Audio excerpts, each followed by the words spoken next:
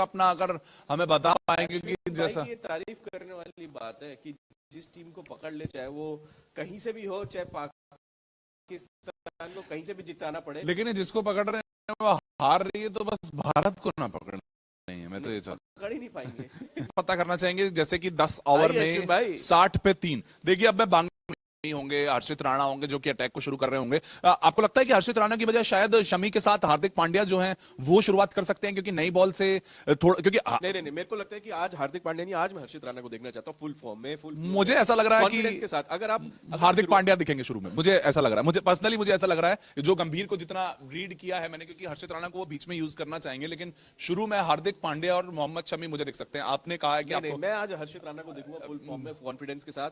मैं बैकफुट में नहीं जाऊंगा। अगर किसी भी खिलाड़ी को मैं मौका दे रहा हूं तो चाहूंगा भाई आप खुल के खेले, क्योंकि देखिए रोल क्लियर हो जाएंगे सबके, कि उसको पता चलेगा अगर हार्दिक पांड्या पहली शुरुआत करते हैं तो इसका मतलब उनका रोल क्लियर है कि आप फर्स्ट चेंज हो सकते हैं, 9वें 10वें ओवर में आराम से आइएगा, उसके बाद जडेजा को बॉल दी जाएगी, उसके बाद कुलदीप को। डिपेंड करता है, अक्सर पटेल हैं बीच में और निकालने हैं, तो देखिए डिपेंड करता है कि आपके पास लेफ्टी है राइटी है, उसके अकॉर्डिंगली जो है वो बॉल जो है थमाई जाएगी कि कुलदीप के पास गेंद जाती है, रविंद्र जडेजा के पास गेंद जाती है।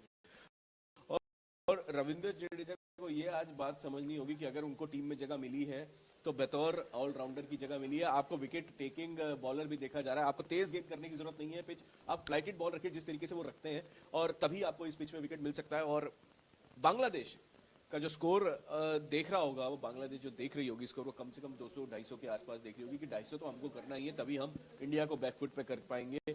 और पिच की बात करें तो पिच थोड़ी सी स्लो है, कहीं इस पे हाई स्कोरिंग मैच की उम्मीद अभी तो हम नहीं कर सकते, क्योंकि पहला गेंद जब हम देखेंगे कैसी गेंदबाजी यहाँ पे इम्पोर्टेंट देखिए ये हो रहा है ना, बात करूं तंजीद हसन है और सौम्या सरकार है।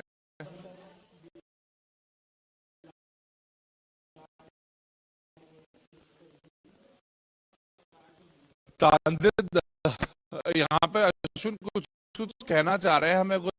704 रन बनाए हैं, जिसमें 2 शतक 3 अर्धशतक शामिल है। उनका सर्वोच्च स्कोर है 137 रन। तो कमाल की किस तरीके से अगर 180-200 के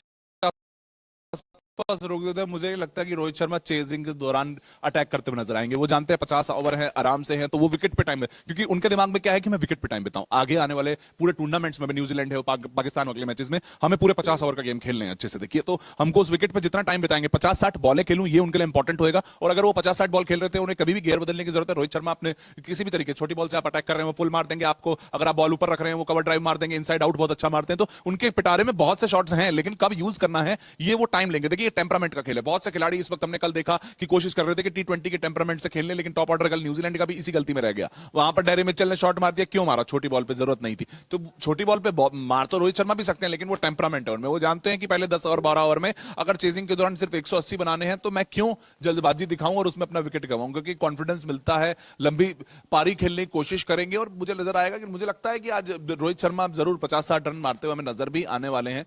जी, बात करते हैं विराट कोहली की। विराट कोहली वर्सेस बांग्लादेश के जो रिकॉर्ड्स हैं वो ये कहते हैं 15 मैचों में 50 का औसत है, 750 रन बनाए, जिसमें 3 शतक 2 अर्धशतक शामिल है।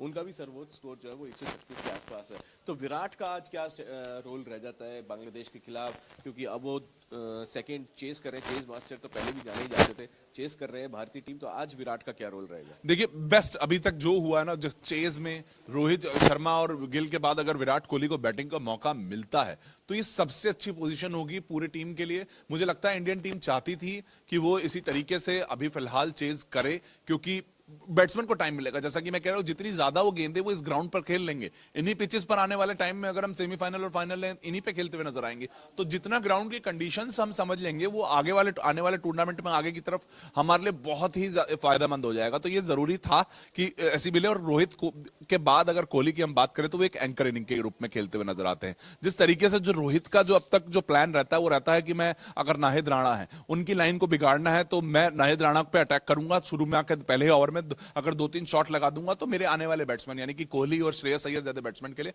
आसान हो जाएगा। तो यहां पर यह इस वक्त इंपॉर्टेंट हो जा रहा था कि किस तरीके से तेज बॉलर्स को खेलें और ज्यादा टाइम जितना खेलेंगे तो मुझे लगता है फिर उतना ही आसान हमें नसीम शाह